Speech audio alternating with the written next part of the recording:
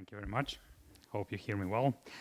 So I would like to start by thanking the organizers, Natasha and Sergei, for again gathering all of us here in this magnificent and secluded place.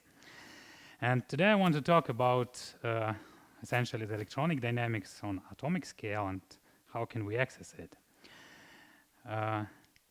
And I will start a little bit with praising the rest of the community here and showing one of this I would say already textbook result of a melting of a charge density wave gap in tritellurides measured with time-resolved ultrafast ARPAs. This is one of the examples, one of the early examples where basically we studied these impacts of light excitation on the electronic system. And overall, I mean, this has been picked up by many groups since there are a lot of great works. And in principle, you kind of try to do an experiment where you send some optical pump pulse which excites the electronic system, and then you use a UV probe where you try to extract electrons. And overall, here you get electronic spectrum and momentum space with femtosecond temporal resolution. And this is truly amazing. I mean, this moved us a lot further. You can also think of a different kind of experiments where your pump pulse is actually a little bit longer, and you instead have a very short electron extraction pulse. And you can try and see what happens within the excitation pulse itself, so kind of like get into the dynamics of the excitation. And this is one of the recent works in topological insulator, which shows how basically the electrons are flushed back and forth by electric field, different signs of electric field in a pulse, in a band structure, and also how the Fouquet bands are formed. This can be used to engineer new topological states in graphene, like is shown here, or use some exciton interactions to modify the band structure, which is coming from these recent works. And I'm sure we'll hear much more about this Fouquet engineering of materials in this conference. And maybe a good summary to these two introductory slides that I think time-resolved ARPAs here is very useful and truly amazing. And now I'm going to ask this fundamental question. Can we get electronic spectrum with femtosecond temporal resolution, but with direct spatial atomic resolution instead of the momentum resolution? So this is what I'm going to concentrate on. And my motivation is that, like in the 2D materials and the Moreketer structures there are this basis of quantum systems which are atomic defect based, where, for example, you can have spin qubits, single photon emitters, you can have their complexes. These are very promising and materials with efficient readout. And one of the big problems that always was hindering the progress of quantum computations is that you have excitations in the environment, such, for example, as phonons, which will shift the energy levels of this quantum system, leading to decoherence. And essentially, we want to take a look at one of these systems on direct and atomic scale and see how these levels are moved by a phonon, for example. So let's understand what kind of technique do we need to get there. So the spatial scale we already know, it should be atomic. Now, the temporal scale is set by the characteristic scale of the excitations, which are typically in a terahertz range, meaning we're aiming for femtosecond temporal resolution. Now, we want to look at the specific phonons. So, for example, and our excitation then should be selective. We want to address a particular excitation in the system, as we also heard very nicely in the first talk. And now the energy resolution, if we're talking about 2D materials, it's set by the spin orbit coupling. Correlated systems is, for example, be mode gap or charge density wave gap. But anyway, we typically will be talking about hundreds of millielectron volts, but we of course want to be much better than that. So this is the outline of my talk. I will tell you where we are now and how we can get to this probing of electronic spectrum on atomic scale of femtosecond resolution. And I'll start with our major instrument, which is light wave-driven scanning tunnel microscopy, where the idea is that you have an STM tip, which is approached to some object of interest. It could be a molecule, a condensed matter system, and you send terahertz pulse or light pulse, which actually creates this back and forth moving electrons in a tunneling junction. And what you measure is you attach the conventional current preamplifier, which is very slow. So you measure the charge integrated over the light pulse. The yield there is very low, but in principle, you can map this current, and you, for example, can measure like this snapshot of the molecular orbital, which goes to this back to this paper in space, like with this electrons generated by the ultrafast pulse, and you can then combine, for example, two pulses and try looking at the dynamics that's recording this so-called molecular movie, how this orbital changes in time. And this technique has been picked up by many groups, and this is a very flourishing field right now with many recent contributions, and also with some contributions from where near-infrared pulses are used to drive similar phenomena. And if I try to present how this works, we should consider, for example, like a molecule, and there are two levels, which are like fully occupied and unoccupied orbitals. And they can be measured with differential conductance in a tunneling microscope and a static one. And this is essentially proportional to density of states. And then we can couple in a terahertz pulse, and we can tune its intensity such that it kind of touches one of these orbitals, the energy of these orbitals, and opens a tunneling channel and can pick up one electron per time in this very narrow temporal window, right? So because it's not the whole pulse which overlaps with a spectral feature, the temporal resolution is actually very good. And now we can map in space this spatial distribution of these extracted electrons, and we can get a snapshot of the orbital. And now, for example, if we want to see a dynamics, then something like this would happen in a junction. So we send a terahertz pulse. There is this electron extracted from a molecule. And then something changes. So a molecule is now charged, and its absorption potential changes, and it starts to oscillate up and down, modulating the tunneling barrier. So when, for example, a new pulse arrives and extracts an electron from a molecule again, it will see it in some displaced, it can see it in a displaced position, right? So what can be recorded as a result is that the modulation of current would see basically this vertical motion of a molecule. So people have seen other mechanisms of excitation, so we actually confine this terahertz pulse, so this very, very long wavelength field, to the junction of the STM tip. So if we don't tune the energy to reach one of the molecular levels, in principle, it's possible to use the electric field itself as a force. And in some polar configurations, this can lead also to some oscillations of a molecule where we basically have this angstrom scale excitation aimed at a specific atom in a molecule, for example.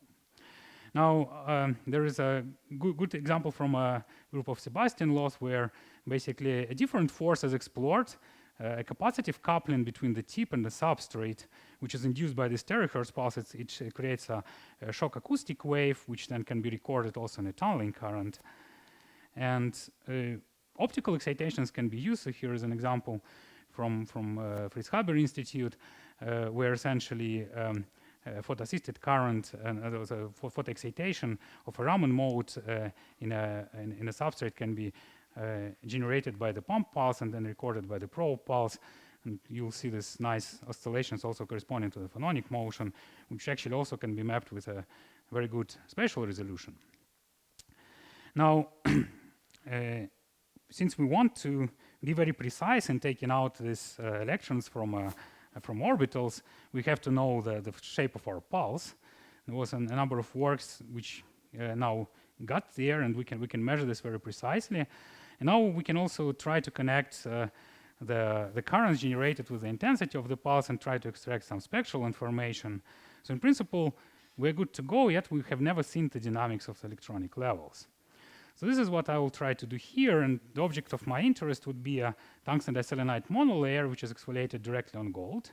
And we'll find there a missing selenium atom in the top layer, so a vacancy. And these vacancies are known for their catalytic functionality, single photon emission properties, and also the potential use as memory bits. And it's known that they form this threefold orbital, which has two spin orbit split levels which lie inside the gap. And we want to see basically what happens with these levels when there is some dynamics in the monolayer. So we start with a static STM, and we can nicely resolve these two levels. we can tune into resonance with 1 and record this nice threefold orbital. And now we're going to get rid of the DC bias altogether, and we'll replace it with a terahertz pulse. And again, thanks to the previous works, we know how this terahertz pulse looks in the junction, so the actual near-field measurement. And we're going to sweep it. And when we sweep, we can look at several characteristic energies, right? So when we start sweeping here within the gap of the semiconducting monolayer, we see that the net current is vanishing. And we can see the spatial distribution of this net current, which is shown here, which is donut-shaped, very reminiscent of a DC one, which basically shows you the pattern of the distorted atoms.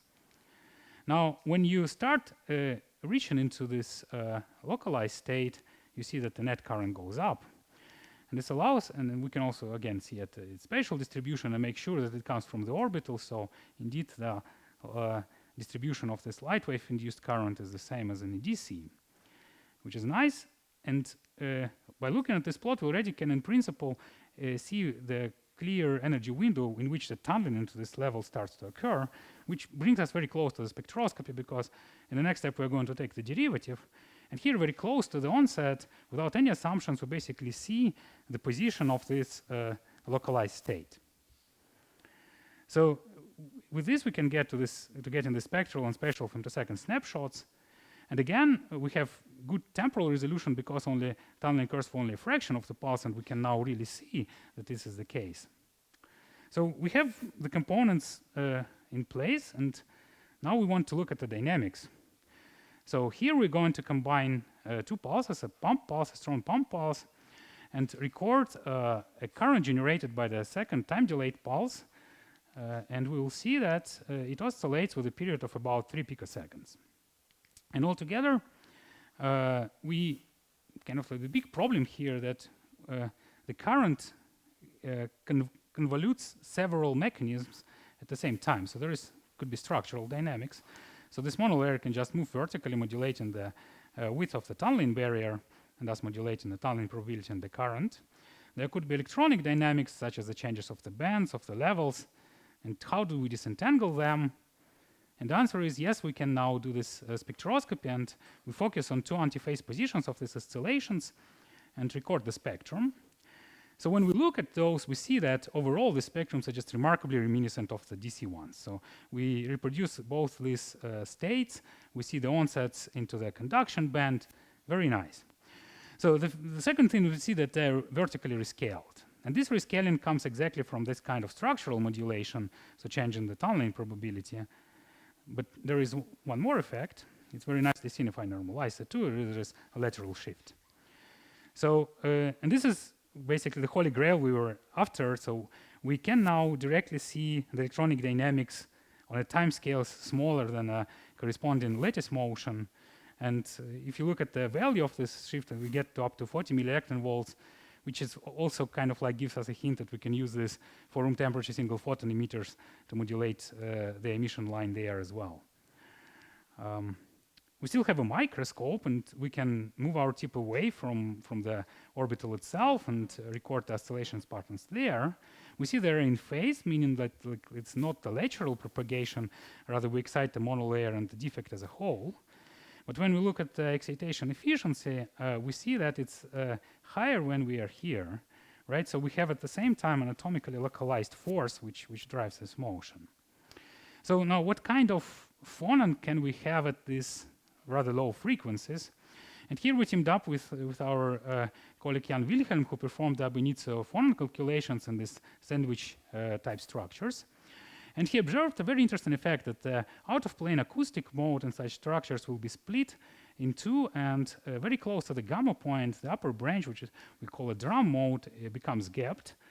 And at the gamma point, the motion of the atoms will look like this. So essentially, it's an oscillation of the monolayer as a whole with respect to gold with some intercell distortion, of course, greatly exaggerated here. So now we are in a unique position where we basically have a technique which can simultaneously probe structural and electronic dynamics on ultra-fast timescales. And let me show how. So here we sweep the pump field, and we record these current oscillations by probing very far in the band, so disregarding the dynamic of the levels that we see. And here the relative change of the current, the positive change, corresponds to monolayer being closer to the tip and monolayer being further. And now we can use the exponential scaling of the current to convert this vertical axis actually in picometers. So we can measure how this particular atom oscillates, so about by 5 picometers. We can look at these two antiphase positions, and we can plot them on the horizontal axis, and then on the vertical axis we can plot the spectrum measured at the same delay times and same field strengths. And normally what we would expect here would be a electron-phonon coupling, so it should be linear dependence. So we could recover here on this precise atomic scale actually that something much more interesting happens. So there is apparently a competition of two mechanisms which create this rather unusual shape with a dip in the middle. So this also now gives a direct atomic probe of nonlinear phonon coupling. And we just focus now here on a terahertz range, but in principle, in the nearby dimensions, there are more excitations that we, in principle, can look at. Now, to a little bit summarize this part, so I have shown you that just by measuring this net current induced by a terahertz pulse, we, in principle, can get a microscope image and a spectral snapshot with ultrafast time scales. The problem is that it works very nicely for these individual states within the gaps. And also in the regime where you just extract one electron because you don't want to think about like double occupation, Coulomb blockade, and these atomic objects. What happens if we want to look at a more generic system, like, for example, a cuprate superconductor, and there the spectrum is continuous, also in a superconducting state, due to the D-wave nature of a gap? The answer is obviously we have to sample this ultrafast currents itself. But of course, we never will see this with a conventional amplifier. So the question is, what is fast enough to probe them? And well, I mean, if we look at the Maxwell equations, then this ultrafast currents are in principle a source for electric field. The problem was always when people put the numbers there, the electric field, the electromagnetic wave, which would be generated by them, is just super tiny. So our big advancement was that we managed to measure the emission, the coherent emission of this terahertz current, and through this basically get back to these ultrafast currents. Now that's available in spectroscopy for arbitrary systems. So let me show how this works. We were inspired by the idea of near-field optical microscopy, which kind of looks at this problem of light-matter interaction on atomic scales at a little bit of a mesoscopic scale. So when we send a pulse, it polarizes the tip. And as a result of this polarization of the tip, there is an image charge formed on a substrate. And they two interact, forming these dipoles, which can then emit the electromagnetic radiation. One can sample this electromagnetic radiation. And of course, the key to getting this response from a tiny volume is to basically modulate, the animation. Okay, here it is. So we have to somehow separate this signal which originates from a tiny volume from a large background scattering of this terahertz wave focused on the tip. So, and the idea that people have found is to tap the tip to modulate the distance, because this is a nonlinear process and scattering is not. So in this way, you can actually very nicely isolate this near-field signal. This is a very well-established field. The only problem there is that the spatial resolution is determined by the tip apex radius. So we thought, what if we repeat the same experiment, but now we will tap the tip not with nanometer scales, but with picometer scales or angstrom scales, very well in the range where we see the same net tunneling current. So this is the actual measurement, right? So we don't tap the tip, we just approach it, and we see that there is a net current generated. Now we're going to tap it in the part where the current is very small, so here, so not reaching this large part. And we can record the various demodulation orders. So this is first order of the tapping frequency, second and third. And we see that there is some remnant incident wave and essentially no signal at higher orders, meaning that there is almost no nonlinear interaction, because of course the tapping is tiny and the near field doesn't change much when you change the distance by 2 angstroms.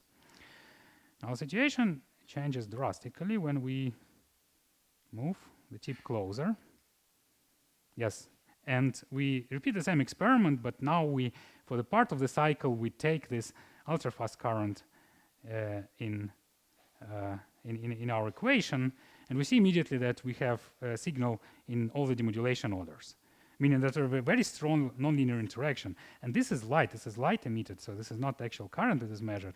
And this we can measure then with femtosecond temporal resolution.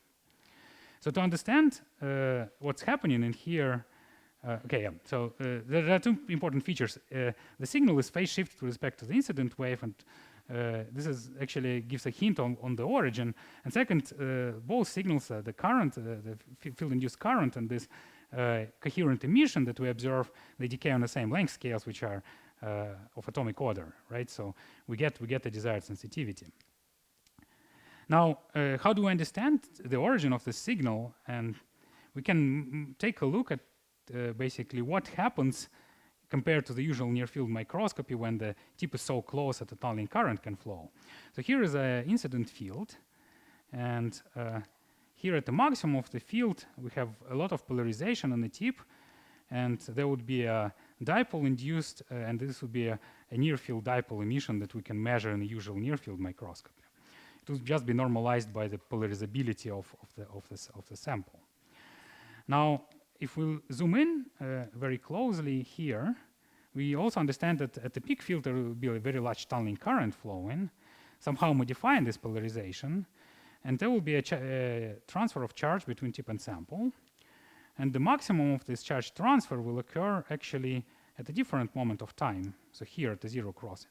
So the charge generated by this part of the field would be accumulated for this quarter cycle, for the half cycle, and then be maximum here, and then start to decrease again. So this is a simple toy model which basically gets the most important part, this pi half shift between the incident field and the coherent emission. I will try to demonstrate first, give you a hint of the power of this technique by going first to simulations. So we joined our efforts again with Jan Wilhelm, who performed fully quantum simulations with 1,010 sodium atoms in time domain. And essentially, so this is the blue curve here is again the incident field, and this purple curve, the purple dash curve, is the current. So generally it follows more or less the field, but the interesting thing actually happens here. So if we do a cut at a constant value of the field, we see that as a function of time, current is not the same. So there is an interpulse dynamic, so something happens in the sample when we plant a charge there and then remove it back. There is some propagation, some polarization of the surrounding medium, maybe some plasmon excitation. And this will all be encoded in essentially this current and its integral, which is the dipole, the red curve that we measure in the experiment. So to showcase what can be done with this, we kind of raise the bar for ourselves, and we go to a triple layer tungsten diselenite on gold. And these triple layers essentially make the material much more insulating, so the tunneling currents generally drop dramatically. And we're going to measure the profile of the near field here by first removing the tip upwards, away from the tunneling contact. Then we can move it in and measure this coherent emission signal. And then this is all measured very far from the actual junction, right? So this is measured in a far field. So we have to propagate this all back to the junction, but this we know how to do, right? So this just needs the response function of the tip and the response function of the detector, which we actually know from the near field measurements. So this is a couple of convolutions in Fourier space. So we arrive at the actual dipoles, which are in the junction.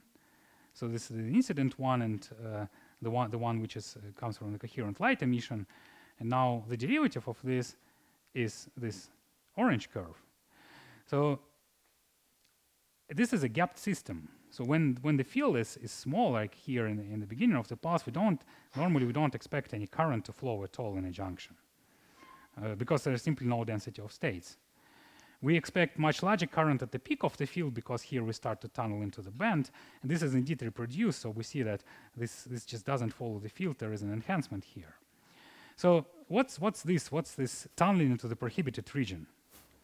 So unlike the usual experiments which measure the net current, here we in principle we think are sensitive to the kind of processes where we send an electron in, for example, coming from the distortion of the atomic orbitals at these large fields. It can stay there for a while without actually ever leaving the heterostructure and going all the way into the ampermeter. And then in a part of the pulse it returns. So in the net current, this is zero. This is a virtual process. It never happened. But from the point of the time-resolved dipole, which is generated in response to the incident field, it will be visible, right? So with this, I would like to come to the conclusions. So we have shown a way to perform ultrafast tunneling spectroscopy with a combination of atomic femtosecond and 10 millielectron volt resolution. We have shown how a field-driven drum phonon can shift the vacancy levels by up to 40 millielectron volts, and how can we do nonlinear electron phonon mapping on atomic scale. We have moved further and shown that we can use coherent light emission from ultrafast currents and use it for both microscopy and most importantly for subcycle sampling of the tunneling dynamics in non-conducting samples. And this now makes us ready to look at more complex systems like these correlated states and Moiré systems, try to disentangle the role of various interactions in ultrafast phase transitions, and also look into the non-equilibrium control of the phase transitions altogether. Very quickly I would like to thank the teams involved here, the Lightwave STM team and a group of Rupert Huber, so my team here, and the Node team, which was involved in the second part of the work. Also Yasha Rep, who is our close collaborator with microscopy, and Jan Wilhelm for the theory. Thank you.